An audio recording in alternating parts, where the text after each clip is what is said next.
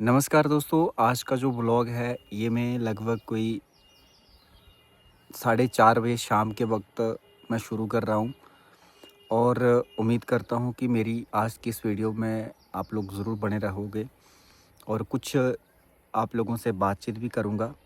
पिछले कुछ दिनों से अगर मैं बात करूँ तो काफ़ी लोग मेरे साथ नए-नए जुड़े हुए हैं।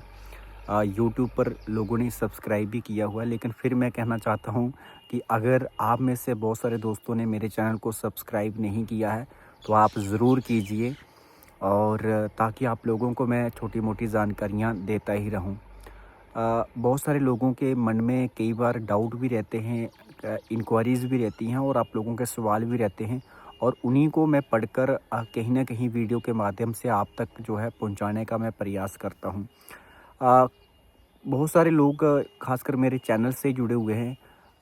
वैष्णो देवी यात्रा से संबंधित जानकारियों के साथ-साथ हमारे जम्मू कश्मीर टूरिज़्म के साथ-साथ और प्रेज़ेंट करंट सिचुएशन यानी वेदर अपडेट को लेकर भी काफ़ी लोग जो है सवाल करते हैं। तो ऐसे में मेरा जो प्रयास रहता है वीडियोज़, ब्लॉग, ट्रैवल के संबंधी, टूरिज़्म के संबंधी देने का मैं प्रयास करता ही रहता हूँ।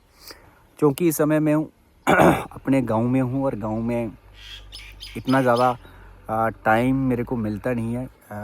घर के काम-काज और फिर और भी छोटे-मोटे काम-काज लगे ही रहते हैं, बट फिर भी मैं सोचता हूँ कि मेरा जो एक डिजिटली प्लेटफ़ॉर्म है, एक डिजिटली फैमिली है, उससे भी मैं मुलाकात करूँ ताकि कहीं न कहीं आप लोगों के साथ भी एक संपर्क में रहूँ। तो फ़िलहाल अगर मैं बात करूँ जितने भी मेरे ख़ासकर यूट्यूब पे देख रहे हैं, माता वैष्णो देवी की यात्रा जो है आप सबके लिए चल रही है और सबसे अच्छी बात ये है कि यात्रा का जो आंकड़ा है लगभग 15,000 के ऊपर है। यानी मतलब 15,000 के करीब-करीब यात्रा जो है प्रतिदिन पहुंच गई है। पहले एक समय था जब 3,000, 4,000, 5,000 आफ्टर जो पहलगाम टेरर अटैक हुआ है, उसके बाद जो है यात्रा यानी ग्रेजुअली कम हुई और फिर अब धीरे-धीरे जो है यानी सीज़ फायर के बाद जो है यात्रा फिर से उस पटरी पर लौट रही है जो कि पहले थी। तो ये थी वैष्णो देवी यात्रा की अपडेट और अभी मैं आपको बता देना चाहता हूँ कि बहुत सारे लोगों के जो ट्रिप हैं, एक तो देखो वैष्णो देवी तो आप आते हैं, अब यहाँ आप कहाँ-कहाँ घूम सकते हैं, तो वो जानकारी आप लोगों को मैं देने का प्रयास करूँगा। देखिए वैष्णो देवी के लिए आप 2 दिन लेके आइए, उसके बाद फिर मेरा सुझाव ये है कि 1 दिन आप शिवकोड़ी के लिए ले आइए या फिर local points, market plus local points आ गए 1 दिन।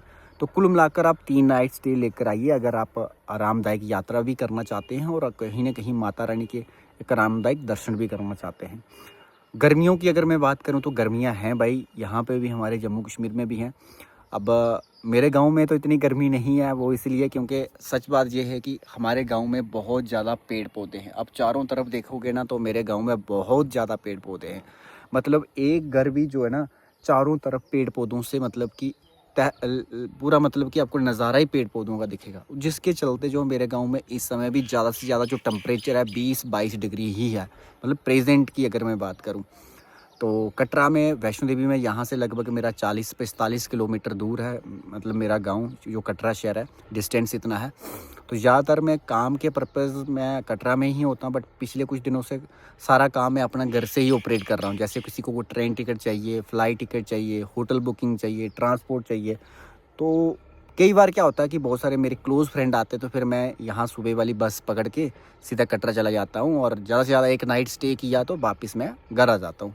अब यात्रा जब तक अच्छी तरह काम नहीं पटरी पर आएगा तो तब तक मैं सोच रहा हूँ कि अपने घर से ही काम ऑपरेट करूँ, क्योंकि यहाँ ऑनलाइन ही ज़्यादातर काम होता है इस टूर एंड ट्रैवल का इंडस्ट्री का, तो ज़्यादातर मैं घर से ही ऑपरेट करूँ। दूसरी बात ये है कि छोटे-मोटे जो घर के काम भी बन जाते हैं, घर वालों को भी हेल्प हो जाती है।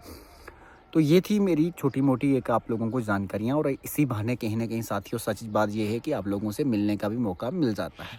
चलो आज के लिए बस इतना ही है, फिर भी अगर आपके मन में कोई सवाल है तो आप लोग पूछ सकते हैं।